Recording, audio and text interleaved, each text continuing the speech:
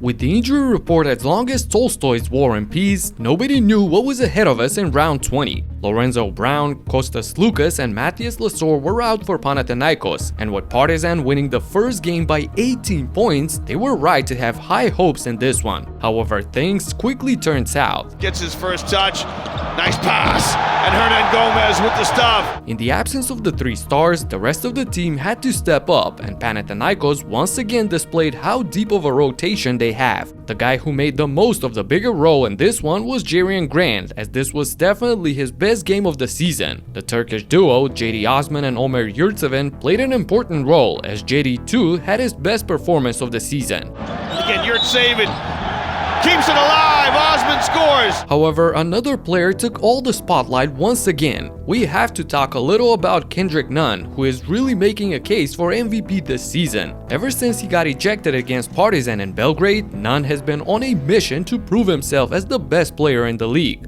Panathinaikos is on a 5-game winning streak, and in those games, it was Kendrick Nunn that led the team to victories. Nunn has scored 144 points in the last 5 games, breaking all kinds of franchise records in the process, while also leading Panathinaikos to the league's best offense in the 5-game stretch. Nunn, step back three, just playing cat and mouse with Brandon Davies, and that's cash money. And to enjoy this crazy season on a regular basis, get yourself EuroLeague TV.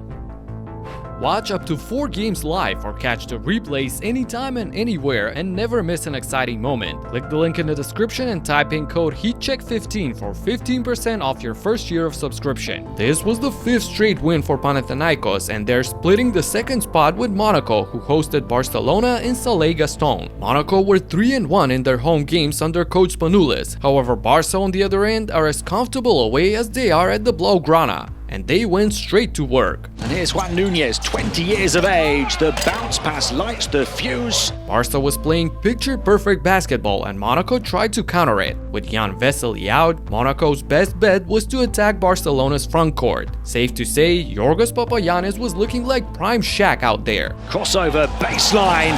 Papagiannis blocks off the route to the rack. Vermetu, and in transition. It was not that Monaco was playing bad, far from it actually. However, Barcelona was simply one step ahead at all times, and once Dario Brizuela got going all of a sudden, it was game over for Monaco. Turnaround triple is good for Dario Brizuela, heating up like a microwave. 12 points in the first half, takes it at Papagiannis. Every once in a while, Dario Brizuela has these scoring outbursts where he's looking like one of the league's best shooters, and once he gets hot, the whole court spreads for Barcelona and they're simply unstoppable. Back to Brizuela, 5 on the shot clock, now will go to work, creates the breathing room with the bump.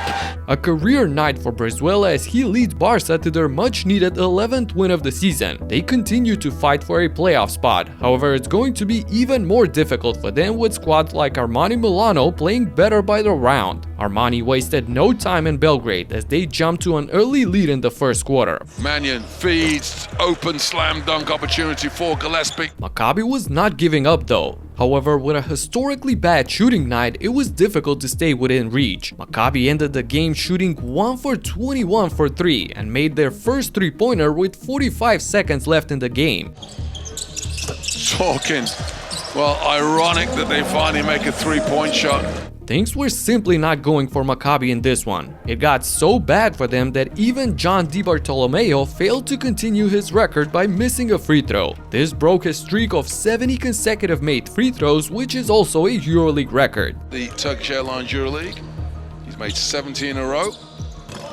And of course, there's the commentator's curse. Man, it feels weird to see Maccabi struggle. They're now just 1 win ahead of Alba Berlin, who also suffered a tough defeat against Fenerbahce. By looking at the final score, you may think that this was an easy win for Fenerbahce, but it was far from it. Alba put up a great fight throughout the game and was constantly within reach. That was until Fener started bombing them with 3-pointers in the last period of action.